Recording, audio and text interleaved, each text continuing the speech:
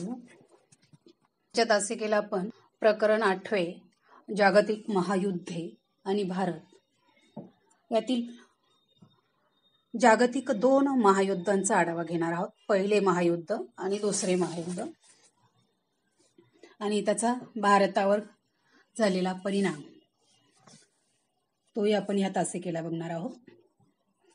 20व्या शतकात 2 महायुद्ध झाली, पहिलं महायुद्ध आणि दुसरं महायुद्ध. ही दोनही महायुद्धे 20व्या शतकाच्या सुरुवातीच्या काळातील सगळ्यात महत्वाच्या घटना होत्या, कारण या दोनही महायुद्धांमुळे जग बदलले. त्याचा भारतावरही विपरीत परिणाम झाला. त्याचीच माहिती आपण आजच्या तासिकेला घेणार आहोत. पहिलं महायुद्ध 1914 ते 1918 या कालावधीत लढलं गेलंय. या मुद्द्यावर प्रश्न कशा प्रकारचे विचारले जाऊ शकतात ते आपण प्रथम बघू. पहिल्या महायुद्धाची कारणे लिहा. सविस्तर उत्तर लिहा 5 गुणांसाठी, किंवा दिलेल्या मुद्द्यांच्या आधारे पहिल्या महायुद्धाची कारणे लिहा. साम्राज्यवादी धोरण, शस्त्रास्त्र वाढ स्पर्धा व गटबाजीचे धोरण, आणि तिसरं तात्कालिक कारण. हा एक प्रश्न 5 गुणांसाठी विचारला जाऊ शकतो. आता 1914 मध्ये पहिलं जागतिक महायुद्ध सुरू झालं. साम्राज्य वाढवू इच्छिणाऱ्या युरोपीय राष्ट्रांमधील स्पर्धा हे या पहिल्या महायुद्धाचं मुख्य कारण होतं. इतर जी कारणं होती पहिल्या महायुद्धाची, ती इतर कारणं आपण आता बघूया. की साम्राज्यवादी धोरण किंवा साम्राज्य विस्ताराची गरज काही युरोपीय राष्ट्रांना वाटत होती. ती का वाटत होती तर साधारणपणे 19व्या शतकाच्या उत्तरार्धामध्ये औद्योगिक क्षेत्रामध्ये नवनवीन शोध लागत होते. उत्पादनासाठी यंत्रांचा वापर मोठ्या प्रमाणावर केला जात होता आणि त्यासाठी कच्च्या मालाचा पुरवठा आवश्यक होता. म्हणजे कारखान्यांसाठी कच्चा माल मुबलक प्रमाणात पाहिजे होता. कारखान्यात तयार झालेला पक्का माल विकण्यासाठी देखील हक्काच्या बाजारपेठा मिळवणे क्रमप्राप्त होते. आणि म्हणून ह्या युरोपीय राष्ट्रांना 19व्या शतकामध्ये कच्चा माल आणि हक्काच्या बाजारपेठा या दोन्ही गरजा भागवण्यासाठी नवनवीन प्रदेश काबीज करण्याची गरज भासू लागली. त्यामुळे आपल्या या गरजा भागवण्यासाठी ही युरोपीय राष्ट्र साम्राज्य विस्ताराकडे वळली. दुसरं कारण आहे शस्त्रास्त्र वाढ स्पर्धा आणि गटबाजीचे धोरण. साम्राज्य विस्तारासाठी सैन्यबळ वाढवत राहणं आवश्यक होतं. युद्ध सामग्री वाढवण्याच्या प्रयत्नात ही राष्ट्र युद्धाच्या दिशेने नकळतपणे जाऊ लागली. मग त्यामध्ये England, France, Russia, Spain, Portugal ह्या राष्ट्रांचा आशिया आणि आफ्रिका खंडात साम्राज्य विस्तार अगोदरच झालेला होता. जर्मनी, ऑस्ट्रिया, तुर्कस्तान आणि बल्गेरिया ही राष्ट्र साम्राज्य विस्तार करू पाहत होती. म्हणजे साम्राज्य विस्ताराची स्पर्धा त्यांच्यामध्ये निर्माण झालेली होती. आणि म्हणून पहिल्या महायुद्धाच्या अगोदर युरोपमध्ये England, Germany, Austria, Hungary, France, Russia आणि इटली ही राष्ट्र प्रमुख होती. परस्पर विरोधी हित या राष्ट्रांचं होतं आणि म्हणून त्यांच्यामध्ये 2 गट निर्माण झालेले होते. पहिला जो गट होता तो इंग्लंड, फ्रान्स, रशिया आणि यांच्या गटामध्ये उशिराने इटली आणि अमेरिका दाखल झाली. असा हा पहिला गट दोस्त राष्ट्रांचा गट होता. आणि दुसरा जो गट होता त्याला अक्ष राष्ट्र गट असं म्हटलं गेलंय. त्यामध्ये कोणकोणती राष्ट्र होती ती बघू. जर्मनी, ऑस्ट्रिया, तुर्कस्तान, बल्गेरिया ह्या राष्ट्रांचा त्यामध्ये समावेश होता अक्ष राष्ट्र गटमध्ये. प्रत्येक राष्ट्र गट आपलं सैन्यबळ, नाविक दल वाढवू लागलं होतं. संहारक शस्त्रास्त्र बनवण्यावर भर देऊ लागलं होतं. त्यामुळे युरोपामध्ये युद्धजन्य परिस्थिती निर्माण झाली होती. आणि म्हणून या युद्धाचं नेमकं निमित्त मात्र किंवा तात्कालिक कारण किंवा युद्धाचं महायुद्धात रूपांतर कसं झालं तर ते आपण बघूया. तात्कालिक कारण त्याच्यावरतीही 5 मार्कांसाठी सविस्तर उत्तर लिहा म्हणून कोणत्या प्रकारचा प्रश्न विचारला जाऊ शकतो तो प्रश्न आपण बघूया. ऑस्ट्रिया सर्बिया यांच्यातील युद्धाला जागतिक युद्धाचे स्वरूप कसे प्राप्त झाले. आता बघा, ऑस्ट्रियन राजपुत्र आर्च ड्यूक फ्रान्सिस फर्डिनांड आणि त्याची पत्नी यांचा सर्बियामध्ये एका सर्बियन माथेफिरूने खून केला. या प्रकरणामध्ये सर्बियाचा हात असावा असं ऑस्ट्रियाला वाटत होतं. नव्हे तर ऑस्ट्रियाची ती खात्रीच होती. त्यामुळे ऑस्ट्रियाने सर्बिया विरुद्ध युद्ध पुकारलं. तेव्हा सर्बियाच्या मदतीला रशिया धावून गेला. दोन लढाऊ राष्ट्रांची बाजू युरोपातील अनेक बड्या राष्ट्रांनी घेतली. ऑस्ट्रिया, हंगेरी यांनी सर्बिया विरुद्ध दडपशाही आरंभली. जर्मनीने ऑस्ट्रियाची बाजू घेतली. मात्र बेल्जियम हा देश तटस्थ होता. तरी सुद्धा जर्मनीने बेल्जियमवर हल्ला केला आणि तो आपल्या वर्चस्वाखाली आणला. परिणामी इंग्लंडने बेल्जियमला पाठिंबा दिला आणि जर्मनी विरुद्ध युद्ध पुकारलं. मग जर्मनी, ऑस्ट्रिया, तुर्कस्तान, बल्गेरिया ही अक्ष राष्ट्र एका बाजूला आणि इंग्लंड, फ्रान्स, रशिया ही दोस्त राष्ट्र दुसऱ्या बाजूला असे दोन गट जगामध्ये निर्माण झाले किंवा दोन गट पडले. पुढे इटली मित्र राष्ट्रांच्या गटामध्ये उशिराने सामील झाला. पहिल्या महायुद्धाच्या अखेरच्या काळामध्ये अमेरिका दोस्त राष्ट्रांच्या बाजूने युद्धामध्ये सहभागी झाली. 1916 मध्ये उत्तर समुद्रातील जेटलंड येथे इंग्लंडने जर्मन आरमाराचा पराभव केला. 1918 मध्ये व्हर्सायच्या तहाने हे पहिलं महायुद्ध समाप्त झालंय आणि त्यानंतर अमेरिकेच्या पुढाकाराने राष्ट्रसंघाची स्थापना करण्यात आली जगामध्ये शांतता प्रस्थापित करण्याच्या हेतूने. तर त्याच्यावर 2 गुणांसाठी टीप लिहा म्हणून राष्ट्रसंघ किंवा सहकारण स्पष्ट करा म्हणून जो प्रश्न विचारला जाऊ शकतो तो प्रश्न बघू. राष्ट्रसंघ आपल्या कार्यात अपयशी ठरला 3 गुणांसाठी. आता पहिल्या महायुद्धासारखं युद्ध पुन्हा होऊ नये त्यासाठी काहीतरी उपाययोजना करायला पाहिजे असं सगळ्याच राष्ट्रांना वाटत होतं.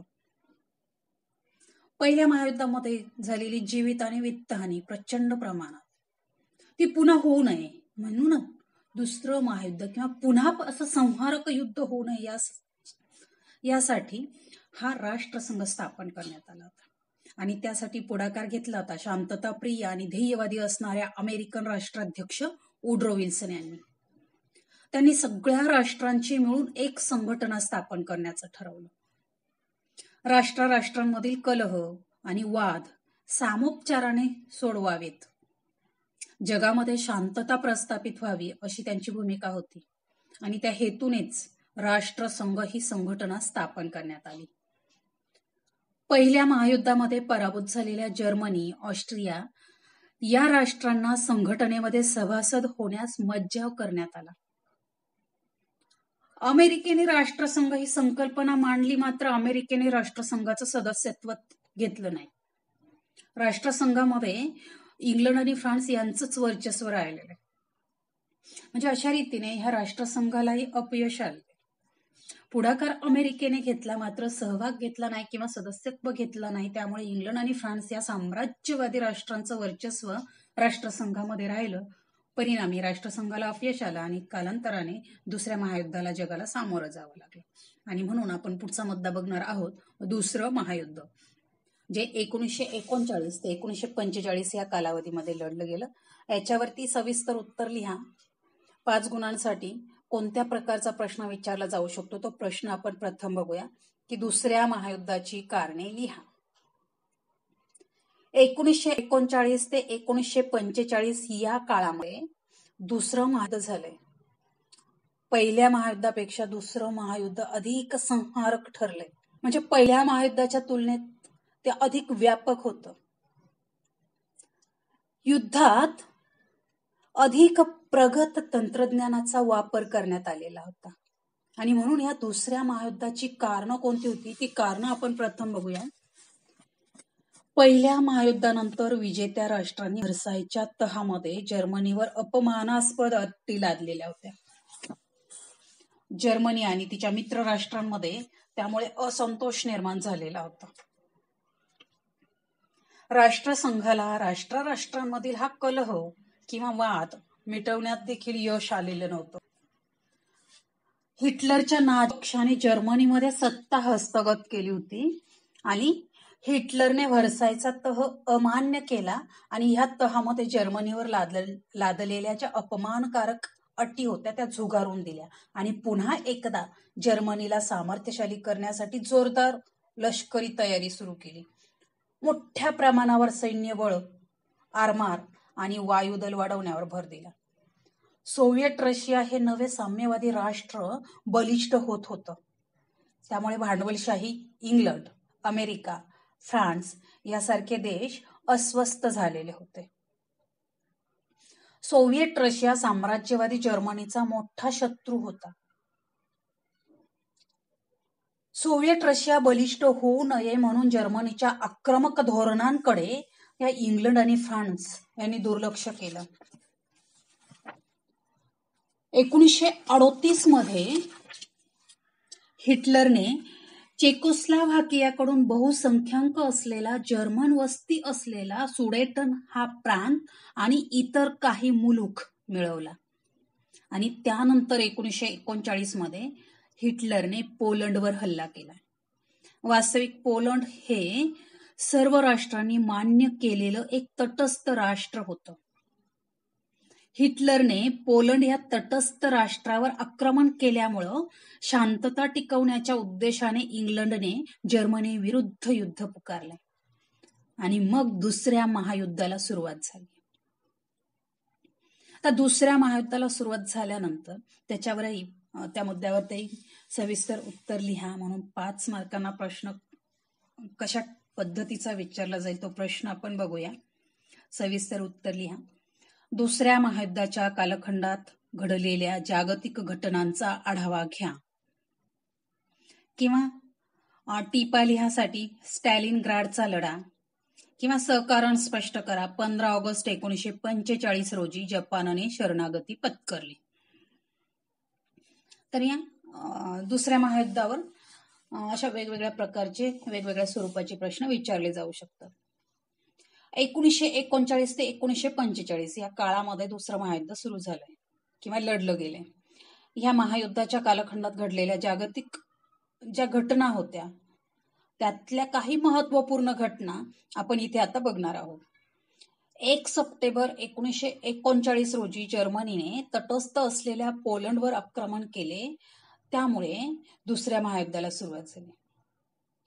पोलंडवरील आक्रमणामुळे इंग्लंडने जर्मनी विरुद्ध युद्ध जाहीर केले. 1940 पर्यंत जर्मनीने डेन्मार्क, नॉर्वे, बेल्जियम, हॉलंड हे देश जिंकून घेतले होते. 1940 मध्येच जर्मनीने फ्रान्सची अवैध तटबंदी फोडून पॅरिसवर हल्ला केला आणि फ्रान्स जिंकून घेतला. त्यानंतर जर्मनीने 1940 मध्येच इंग्लंडवर हल्ला केला आणि डंकर्क येथे असलेल्या ब्रिटिश फौजांवर जोरदार हल्ला चढवला. इंग्लंडने मोठ्या हुशारीने, मोठ्या कुशलतेने 1940च्या मे महिन्यामध्ये डंकर्क या बंदरीच लाख सैनिक हलवले. जगाच्या इतिहासातील ही फार मोठी लष्करी हालचाल होती. या काळात इंग्लंडचे प्रधानमंत्री नेव्हिल चेंबरलेन यांनी राजीनामा दिला आणि विन्स्टन चर्चिल यांनी पंतप्रधान पदाची सूत्र हाती घेतली. 1939 मध्ये हिटलरने स्टॅलिन बरोबर केलेला अनाक्रमणाचा करार मोडला आणि सोव्हिएट रशियावर हल्ला केला. म्हणजे हिटलरचं नाझी सैन्य मुसंडी मारत स्टॅलिनग्राडच्या दिशेने आगीकच करत होतं, पुढे जात होतं आणि रशियन फौजा माघार घेत होत्या. नोव्हेंबर 1943 मध्ये स्टॅलिनग्राड येथे 3 लाख जर्मन नाझी फौज सोव्हिएट रशियाच्या कोंडीत सापडली. मार्शल जॉर्जी झुकॉवच्या नेतृत्वाखाली सोव्हिएट रशियाने जर्मन सैनिकांना पराभूत केले. ही घटना युद्धाला कलाटणी देणारी ठरली. मित्रराष्ट्रांनी बर्लिनचा पाडाव केला. याच सुमाराला हिटलरने भूमिगत होऊन आत्महत्या केली. जर्मनीची पीछेहाट होताच इटलीच्या मुसोलिनीचा देखील पाडाव झाला आणि त्याचा देखील अंत झाला. उत्तर आफ्रिकेत देखील जर्मनीचा पाडाव झाला आणि जर्मन सैनिक शरण आले. म्हणजे जपानने जर्मनीच्या बाजूने युद्धात उडी घेतली होती. 1941 मध्ये जपानने पर्ल हार्बर या बेटावर बॉम्ब हल्ला केला आणि अमेरिकेचा नाविक तळ देखील निकामी केला होता. यामुळे अमेरिकेने जपान विरुद्ध युद्ध पुकारलं होतं. म्हणजे अशा रीतीने या युद्धाला व्यापक स्वरूप आलं. पुढे फिलिपाईन्स, म्यानमार, मलाया, सिंगापूर हे देश जपानने जिंकून घेतले. तसेच आसाम, आराकान, इम्फाळ या भागापर्यंत जपानने धडक मारली. तेव्हा इंग्लंडने जपानचा प्रतिकार केला. अमेरिकेने जपानच्या ताब्यातून फिलिपाईन्स परत घेतलं. जपान शरण येत नाही असं पाहून अमेरिकेने जपानच्या हिरोशिमा या शहरावर पहिला अणुबॉम्ब टाकला आणि त्यानंतर नागासाकी या शहरावर दुसरा अणुबॉम्ब टाकला. अखेरीस 15 ऑगस्ट 1945 रोजी जपान शरण आला आणि हे दुसरं महायुद्ध संपलंय.